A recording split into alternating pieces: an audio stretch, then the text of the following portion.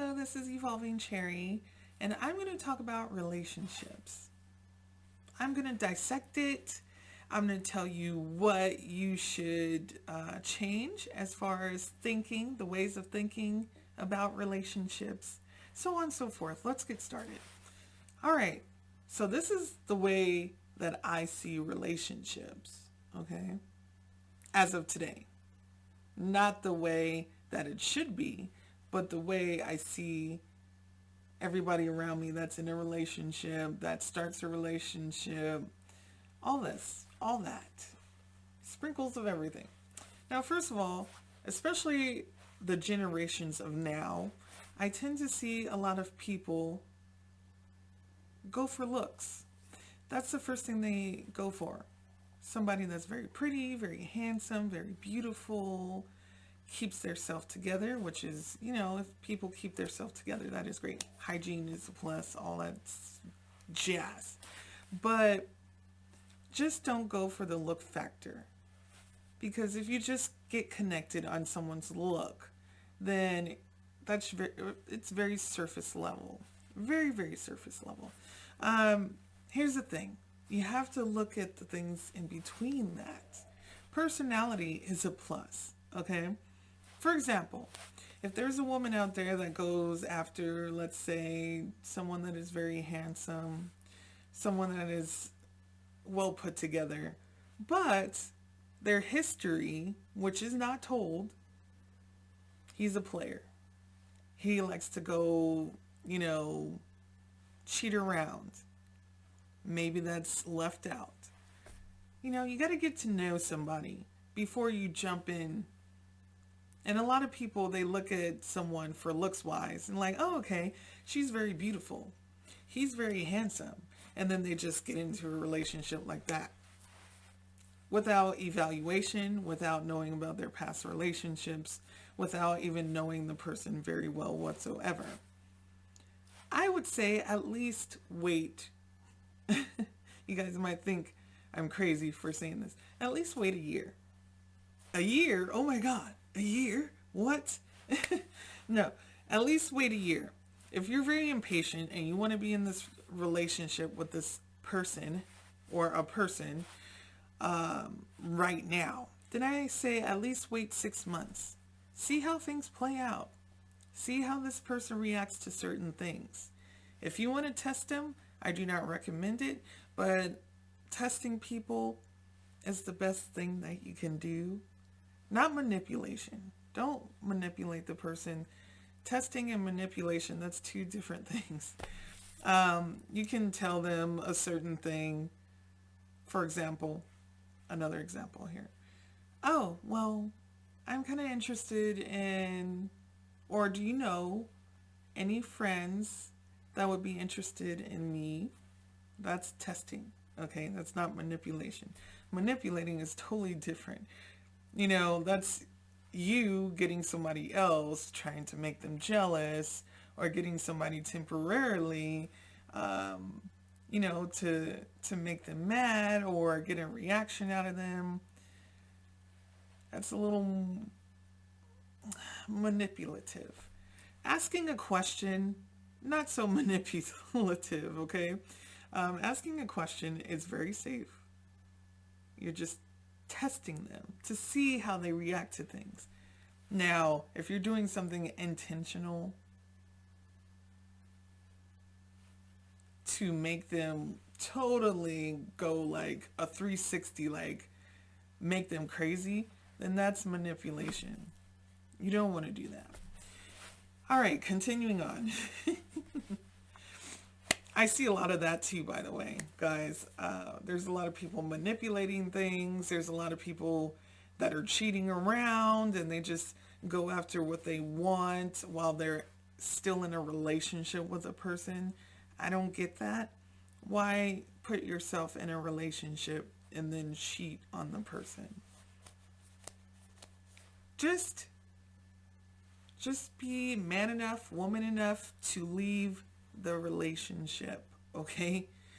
Leave the relationship. It's not going to kill you. It's not going to kill you if you leave that person, okay? It's not going to kill you. A lot of people, they do crazy things like this. I don't understand it at all. Why? Why? Anyways, I'm going way too in depth with that. Now, the way that relationships should be this way. Two people. One, two. Doesn't matter, man or woman, woman, woman, man, man. Does not matter, okay? Be independent. Be your independent self. Have your freedom. Have your freedom, guys. This is before children and all that stuff get involved, okay? Have your freedom, okay? Now, you guys should be able to also text each other, call each other, see each other in person when need be, okay? Here's the thing. Make sure you work on your individual happiness first, because if you don't do that, then you're putting yourself in a predicament for disaster, okay? You don't want to put yourself in a predicament for a disaster to happen. This is what happens when you go into a relationship and you're not happy with yourself or not happy with situations around you. You bring that into the relationship, okay? You don't want to bring it into the relationship. It causes chaos. It causes arguments. It causes a riffraff. And it just makes you guys not want to be together at all. Is that complicated? I don't think it's complicated. I don't think it is. Here's an example here. Here's an example. I'm like, here's an example here. Anyway, here's an example. I was in a relationship last year with someone. I'm not saying the name. And he was great. I was great too. We've known each other for over 10 years, okay? I was having a lot of issues at work. I was working a lot. And then on top of that, I had to go, pick up someone from certain hours of the day. I would have to take them and then pick them up later. A lot of the time. While I was working as well. So I didn't have too much time to hang out with my boyfriend last year. Okay? Which is my ex-boyfriend now. But it's always been like that. We have a mutual understanding. We still love each other as friends. There's no ill will. There's no, being pissed at each other. It just did not work out due to that working too much. Now, if a relationship breaks up because of that, then it's totally normal. But you don't want to break up because you guys can't get along. That's terrible. You guys don't want to break up because somebody interfered within the relationship or, like I said earlier, cheated.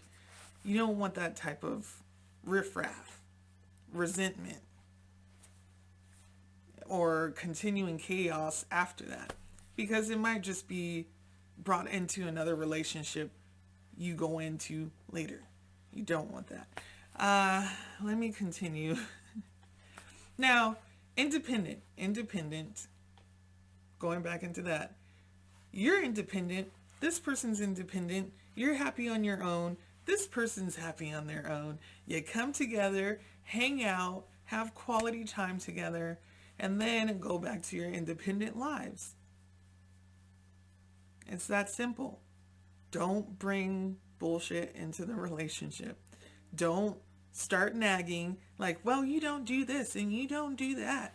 And you need to go do this and you need to go do that. Or you're not doing enough for me. When there's two people in the relationship. Two people. Two. It's not just you. I apologize for I don't know what happens when the screensaver comes on. I need to start watching my videos. when that happens and see if it blinks out or anything. I don't think it does, but if it does, let me know.